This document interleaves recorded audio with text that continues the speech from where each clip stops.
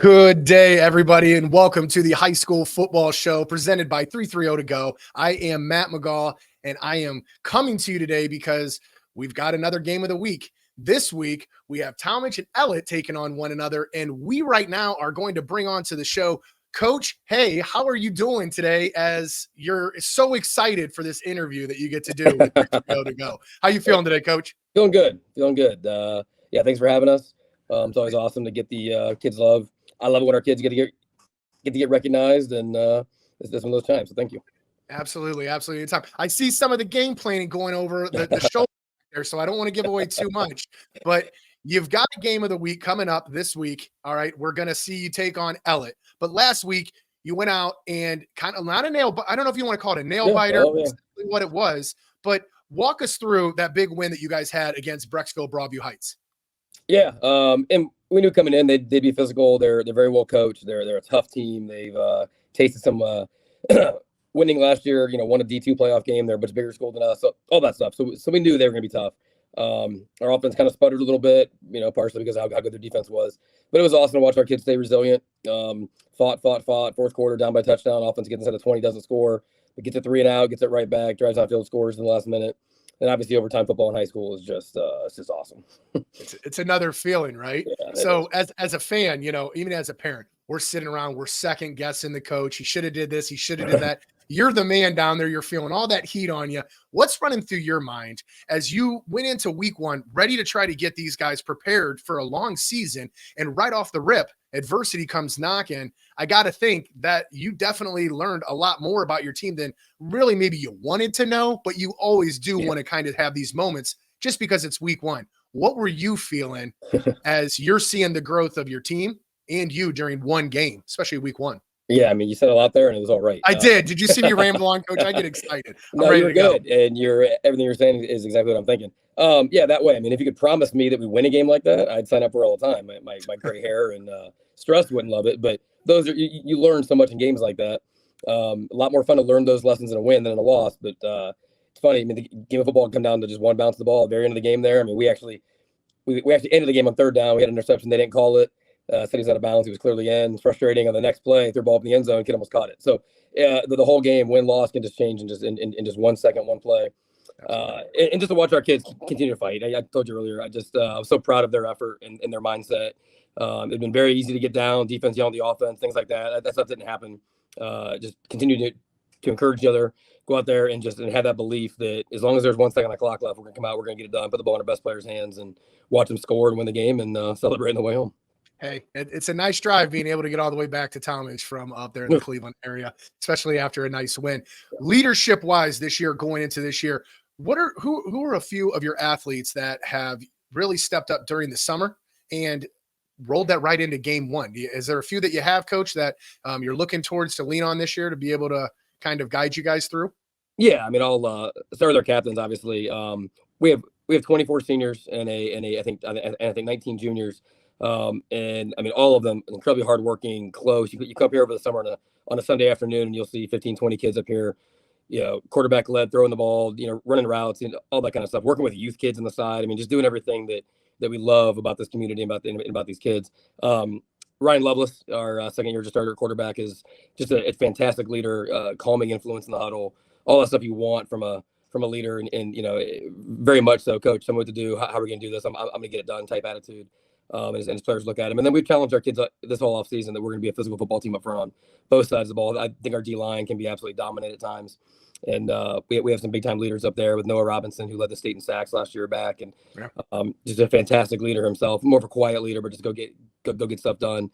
Roman Rinaldi, our left tackle, who is a three-plus year, but, almost 3-year starter at left tackle, has just gotten better and better every year. And another verbal and quiet leader at the same time, just a mainstay on our offensive line the last 3 years, and it just helps when kids can look to him. Brian Rarick, who's a Tallmadge kid who went to St. V and came back for senior year this year. So excited to get him back. And normally we don't allow kids in that situation to be in our voting for captain, but Brian came back in January last year. Sorry. Yeah, end of the year. Went to work that whole second semester, and we just saw it. We said, okay, if the kids want to vote him captain, we'll vote him captain. And he was overwhelming vote getter. So that was awesome to see. He goes out and works hard, and not in this, and not just the captains. Amir Yassine, who's a 4-year starter, to Toledo commit up front. Probably have had his best game ever on defense. He rarely plays defense. We had to ask him to play some defense this week and this year, and he came up with a huge sack in overtime and was just a dominant presence in there. So there's a lot more kids. Tallmadge, two-way starter for us that works as well. I mean, there's just kids and kids and kids that Mike Sprouse and Tyler Nicolino, who got hurt this week again, and you just keep going down the line, and there's just guys that are leaders, and it's awesome to be part of. It definitely seems like, the pieces and parts that you mentioned there, key leadership at some of those really important positions on the football field, line, quarterback, those kind of things. And I'm hearing what I really got stuck on was how you talked about how you're in the community and it starts at that youth level. Yeah. So it kind of leads me to this. A lot of times, like I said, we're sitting up there and we're questioning that coach every time. Right. Okay.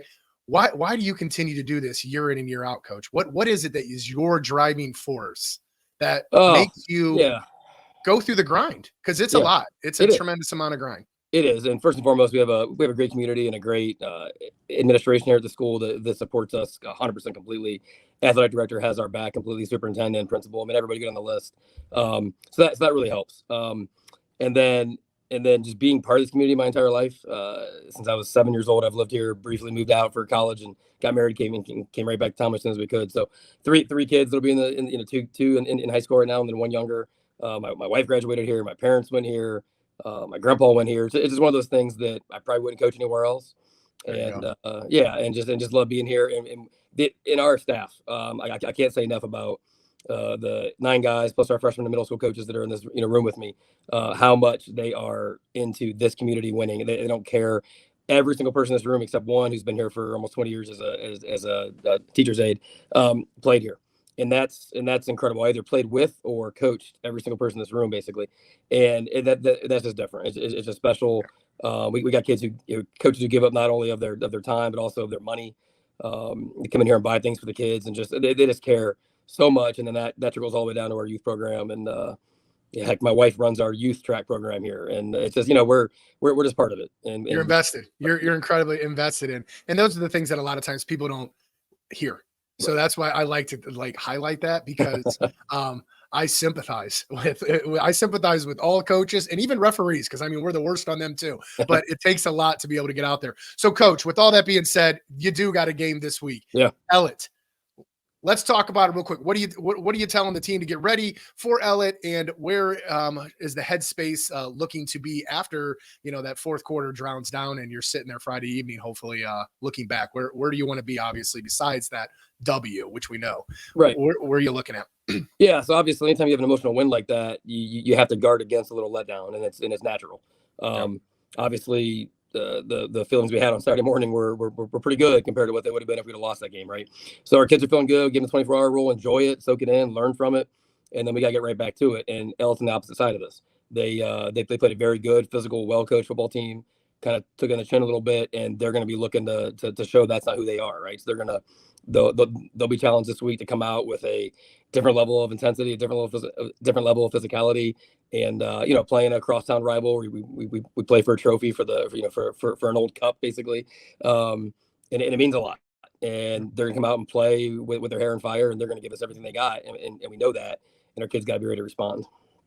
Hey, that's honestly the best way to look at it. You identified everything there, the highs, the lows, and it's always interesting when someone thinks that it's just an automatic win or it's an automatic loss. It's the worst idea. You have no idea who's going to show up on a Friday, and if you don't have your team mentally ready, like you had mentioned, you can falter real quick. Very so, super excited for you guys, especially after last week. Excited that you took the time out today, Coach, to sit down and allow me to just ask you just random questions about your guys' program. Before I leave you, what do you want to say to your community, Tallmadge, for the remainder of the year? As hey, this is Coach Hay just saying, appreciate you guys. Outside that, what do you want to tell the community? Yeah, they know. I'm fairly visible. A lot of youth stuff, a lot of stuff here at the school, and I tend to know a lot of people in the community. So I basically just keep doing what you're doing, show up, be awesome, be loud, do what you do. Home openers are awesome.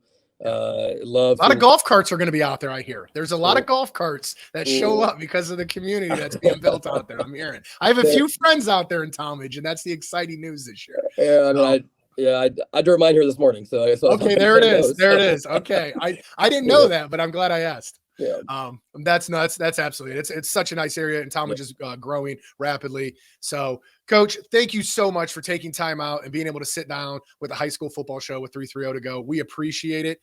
Always a friend of the show, and we, like I said, just thank you so much for taking time out. We appreciate it. It's awesome. Thanks for what you do.